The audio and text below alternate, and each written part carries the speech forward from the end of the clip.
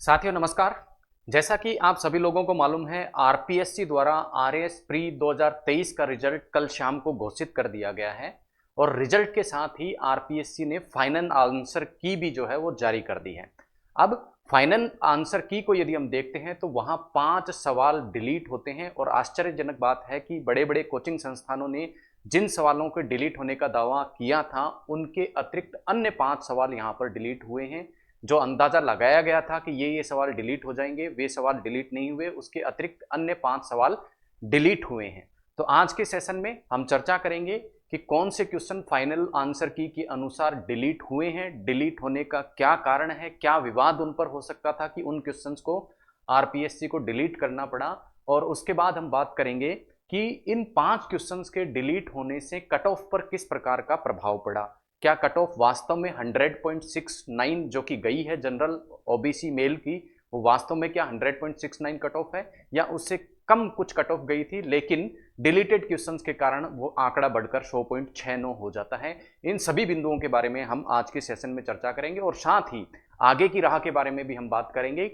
जिन लोगों का RAS pre qualify हुआ है उनको क्या करना चाहिए और जिन लोगों का क्वालिफाई नहीं हुआ है उन सभी लोगों को किस प्रकार के प्रयास अब आगे करने चाहिए, उसके बारे में भी हम आज के सेशन में बात करेंगे। तो आइए सबसे पहले स्टार्ट करते हैं कि फाइनल आंसर की जो आरपीएससी द्वारा जारी की गई है उसमें कौन कौन से क्वेश्चन जो हैं वो डिलीट दिखाए गए हैं।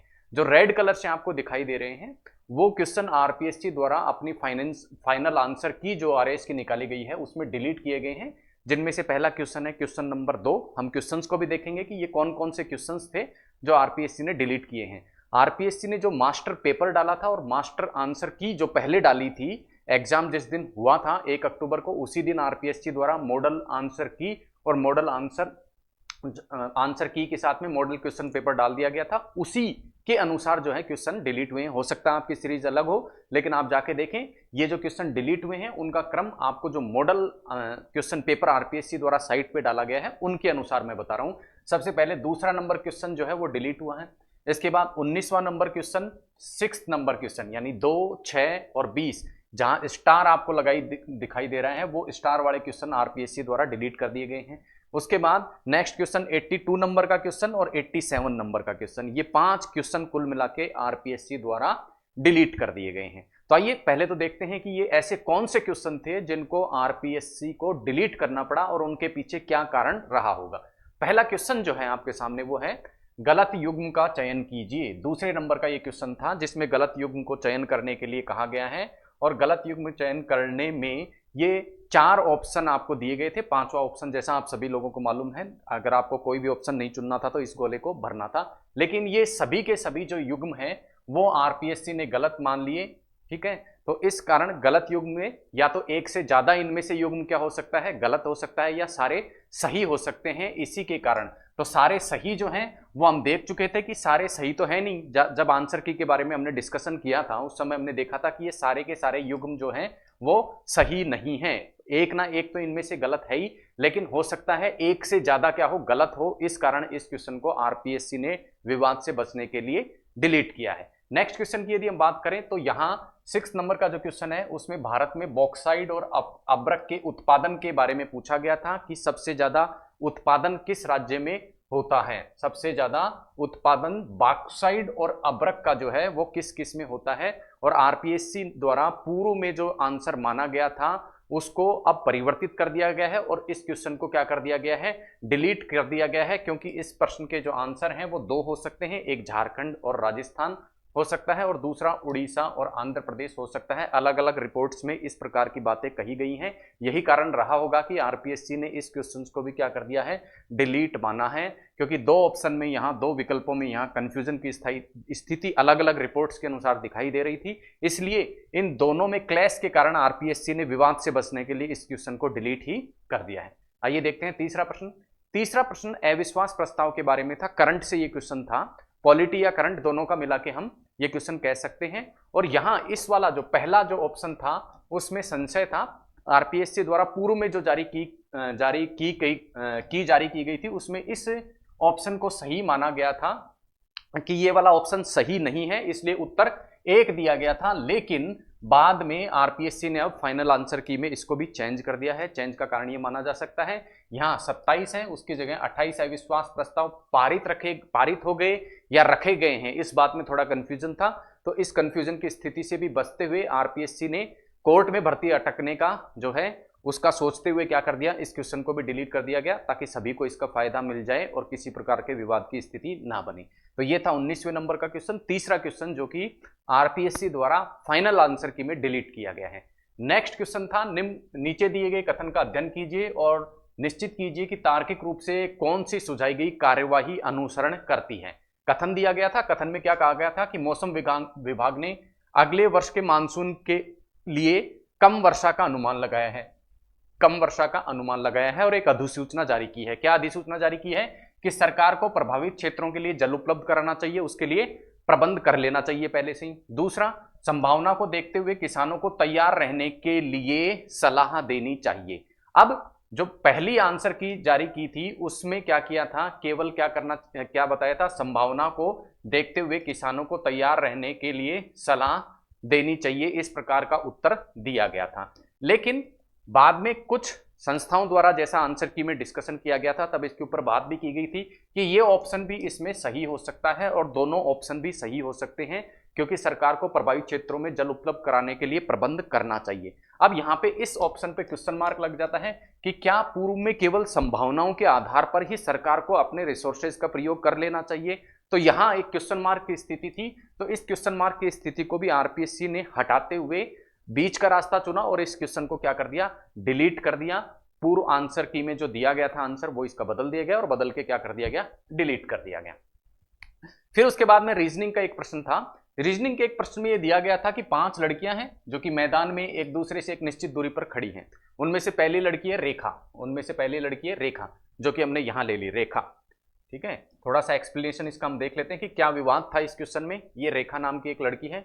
फिर आगे क्या दिया गया है, रेखा और बीना एक दूसरे से 18 मीटर दूरी पर खड़ी हैं। तो ये है बीना, तो रेखा और बीना एक दूसरे से यहाँ कितने 18 मीटर की दूरी पर क्या है, खड़ी हुई हैं। फिर आगे क्या दिया गया है, वीना रेखा और बीना के बीच में कहीं खड़ी है। अब बीच में खड़ी है वीना, लेकिन ये नहीं पता कि कितनी दूरी पर, इन दोनों के बीच में कहीं खड़ी है, तो ये हमने खड़ा कर दिया वीना को। फिर आगे क्या दिया गया है, पिंकी रेखा से 5 मीटर उत्तर दिशा में है। पिंकी कहां है, रेखा से 5 मीटर उत्तर, तो यहां 5 मीटर उत्तर में कौन हो गई, पिंकी खड़ी हुई है।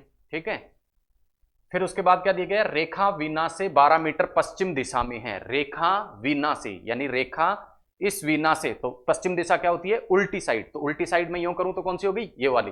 तो ये 12 मीटर इधर खड़ी, तो हमें इसकी एग्जैक्ट पोजीशन पता लग गई कि पहले बताया गया था ये बीच में कहीं खड़ी है, लेकिन अब एग्जैक्ट लोकेशन पता लग गई कि ये यहां से इस पॉइंट से रेखा से 12 मीटर की दूरी पर क्या है, खड़ी है। आगे क्या दिया है, यामिनी बीना से 8 मीटर दक्षिण दिशा की ओर खड़ी है। अब ये यामिनी, यहां बीना है, उससे दक्षिण दिशा नीचे की ओर कहां खड़ी है, 8 मीटर दूरी पर खड़ी है।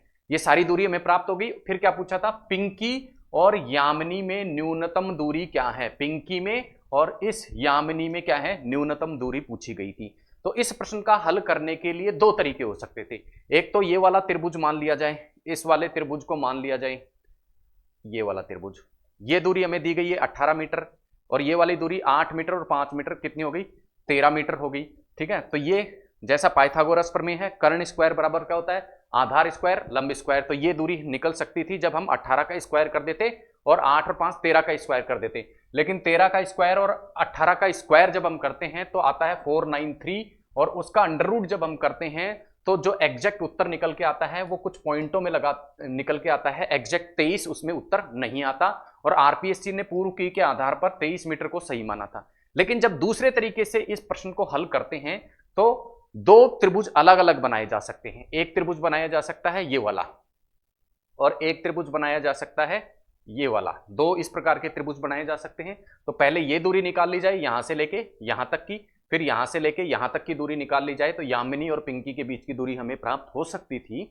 इसके लिए क्या किया गया, ये वाला त्रिभुज है वही पाइथागोरस प्रमेय लगाई, तो 12 का स्क्वायर और 5 का स्क्वायर किया तो कितना आया 169, जिसका अंडर रूट कितना आ गया 13। इसी तरह इस त्रिभुज के लिए क्या किया, ये दूरी 8 मीटर, ये दूरी 6 मीटर, तो 8 का स्क्वायर 64, 6 का स्क्वायर 36, 36 प्लस 64 100 का अंडर रूट किया तो कितना आया 10, 10 और 13 को जोड़ा तो एग्जैक्ट कितना आंसर आ गया 23। तो इस विधि से तो आंसर 23 आ गया था, लेकिन हो सकता है कुछ लोगों ने वो विधि लगाई हो, तो यहां भी आरपीएससी ने विवाद से बचने के लिए सीधा क्या कर दिया, इस क्वेश्चन को भी क्या कर दिया, डिलीट कर दिया। तो आरपीएससी चाह रही है कि किसी भी प्रकार से भर्ती जो है अटके नहीं, और विवादास्पद जो क्वेश्चन है उनको डिलीट करने का मार्ग जो है यहाँ आरपीएससी ने अपनाया है। अब इन 5 क्वेश्चंस को जब डिलीट कर दिया गया आरपीएससी द्वारा, तो फाइनल जो कट ऑफ निकल के आई, वो कट ऑफ कितनी निकल के आई, वो कट ऑफ निकल के आई जनरल की, बाकी कैटेगरी उसके अनुसार कम होती गई अपने आप, जनरल की निकल के आई 100.69, और जो जनरल कैटेगरी वुमेन की निकल के आई वो हुई 97.01। अब यहां दो बातें नोट करने वाली हैं। सबसे पहली चीज कि जो कट ऑफ है वो बढ़ी है, कट ऑफ जो है वो पिछली साल जहां 84 के लगभग कट ऑफ थी, तो यहां कट ऑफ हमें डायरेक्ट 16 नंबर जो है वो बढ़ी हुई दिखाई देती है। इसके कुछ कारण हैं, उसकी भी हम आगे डिस्कशन करेंगे। दूसरा, जो गर्ल्स की कट ऑफ है, पहले वुमन कैंडिडेट की जो कट ऑफ जाती थी उनमें और मेल कैंडिडेट की कट ऑफ में लगभग 10 नंबर का अंतर रहता था, लेकिन अब ये अंतर हमें कितना दिखाई दे रहा है, केवल 3 नंबर। तो इसका तात्पर्य क्या हुआ, अब अधिक मात्रा में गर्ल्स के द्वारा फॉर्म भरा जा रहा है, इसी के कारण, और ज्यादा मात्रा में वो ऊपर की तरफ यानी ऊपरी रैंक पे सेलेक्ट हो रही है, इसी कारण जो है उनकी कट ऑफ है लगातार बढ़ती जा रही है। तो वो 10 नंबर अंतर रहने वाला इरा जो है वो पुराना हो गया। अब वुमन को भी उसी हिसाब से तैयारी करनी पड़ेगी, ये मान के चलाना पड़ेगा, ये 2-3 नंबर का डिफरेंस उनकी और बॉयज की कट ऑफ में रहने वाला है। और हो सकता है अगली वैकेंसी में ये हमें बिल्कुल बराबर ही देखने को मिले कि बॉयज और गर्ल्स की जो कट ऑफ है वो बिल्कुल बराबर ही जाए, इस प्रकार का अनुमान भी लगाया जा सकता है। अब ये कट ऑफ में जो 16 नंबर का अंतर आया है, उसके पीछे के कारणों की यदि हम बात करें तो सबसे पहला कारण था कि पेपर जो है वो पिछले साल से सरल था।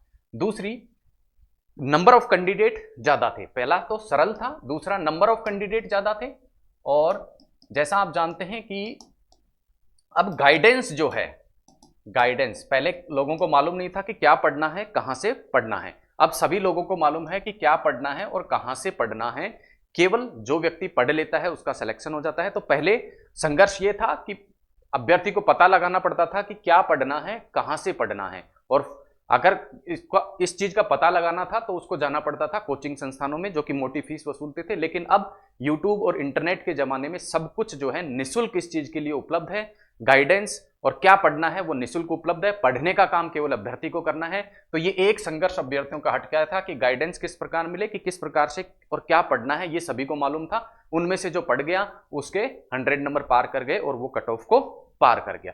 तो ये तो थे कुछ कारण कट ऑफ के बढ़ जाने के।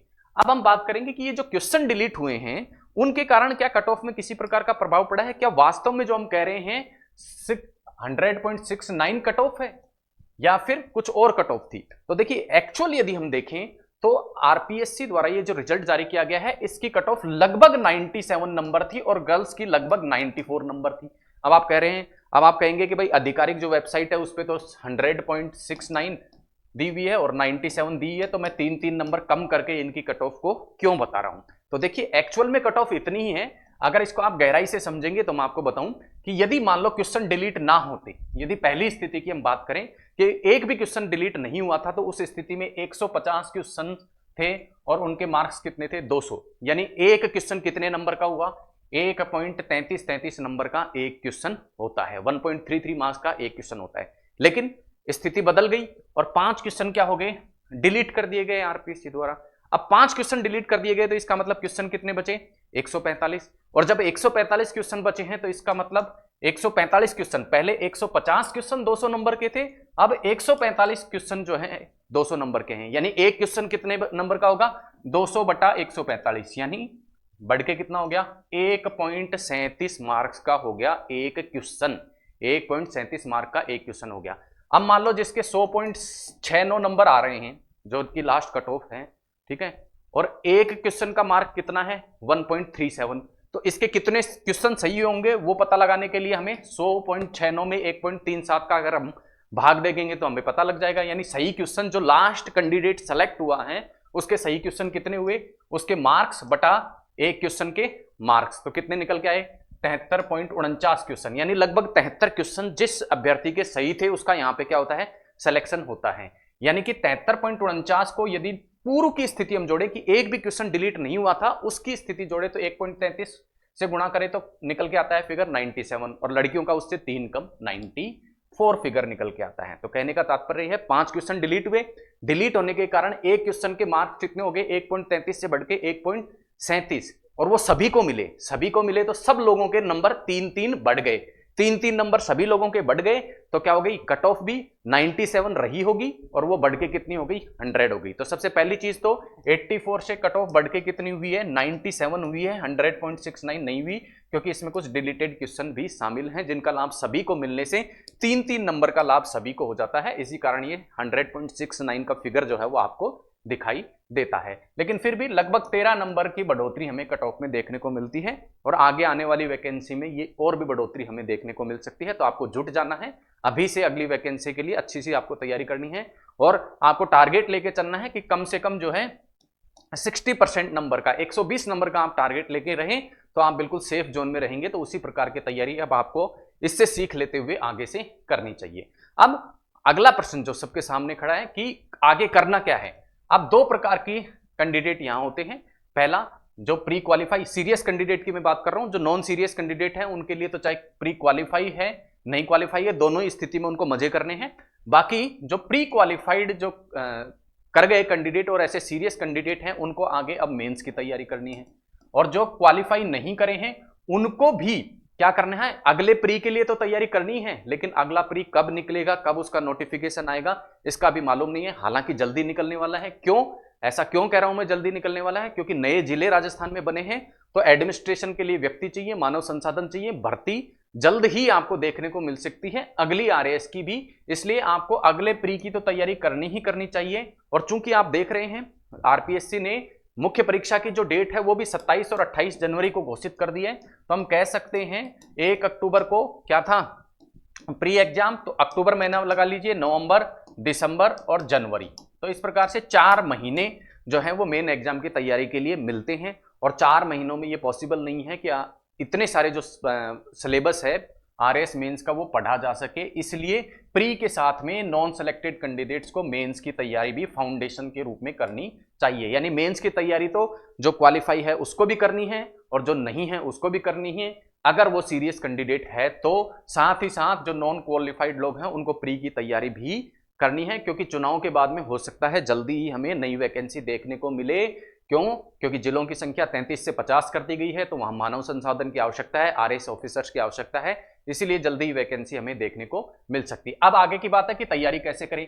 तो तैयारी के लिए जो प्री क्वालिफाइड लोग हैं और क्वालिफाई नहीं हुए हैं जिनको मेन की तैयारी करनी है, तो जैसा प्री में हमारे द्वारा उपलब्ध कराया गया था, हमारे चैनल द्वारा बिना किसी फीस के निःशुल्क रूप से सारा के सारे सिलेबस को कवर करवाया गया था और काफी अच्छी मात्रा में वहां से आपको क्वेश्चन भी देखने को मिले हैं। अगर आप चैनल पे नए हैं तो जाके देख सकते हैं कि हमारी जो क्लासेस हैं उनमें से किस प्रकार से सीधे आरएएस प्री में जो है क्वेश्चन निकल कर आए थे। मेंस की यदि बात करें तो मेंस में भी हमारा उसी प्रकार का प्रयास रहेगा और ज्यादा से ज्यादा टॉपिक्स को हम क्या करेंगे, कवर करवाने की कोशिश करेंगे। वही निःशुल्क रहेगा, किसी प्रकार का कोई शुल्क नहीं लगेगा। यूट्यूब पे मीमांसा क्लासेस यूट्यूब जो चैनल है, मीमांसा क्लासेस यूट्यूब चैनल पर ये सारी चीजें आपको उपलब्ध रहेंगी, प्लेलिस्ट के माध्यम से उपलब्ध रहेंगी, सिस्टमेटिक वीडियो रहेंगे। कंटेंट इस प्रकार का रहेगा कि बहुत ज्यादा फैलाव नहीं और बहुत ज्यादा सीमित नहीं, टू द पॉइंट एग्जाम के हिसाब से सारी चीजें मेंस के पर्सपेक्टिव से आपको उपलब्ध रहने वाली हैं यहाँ पे। और साथ ही साथ ऐसे कैंडिडेट जो अगली प्री की भी तैयारी करना चाहते हैं उनके लिए ऑलरेडी ही वहां पर वीडियो उपलब्ध है, प्लेलिस्ट बनी हुई है, वीडियो है, कुछ सब्जेक्ट के नहीं है वो आगे ऐड कर दिए जाएंगे। और ये सारा का सारा क्या रहेगा, सब कुछ निःशुल्क आपके लिए रहने वाला है, किसी प्रकार की फीस यहाँ आपकी नहीं लगने वाली है। बस आपको चैनल को सब्सक्राइब करना है और नोटिफिकेशन आए तब आपको वीडियो देख लेना है, इतना सा काम है। जैसा मैं आपको बताऊं, आरएएस प्री का जो एग्जाम था उसमें हमारा जो 27 घंटे की क्लास थी, मात्र 27 घंटे की क्लास थी साइंस की, साइंस एंड टेक्नोलॉजी की, और उसमें से 18 क्वेश्चन निकल के आए थे। और जो हमारी 42 मिनट की साइंस एंड टेक्नोलॉजी की करंट की क्लास थी वहां से भी 3 क्वेश्चन जो है वो निकल कर आए थे।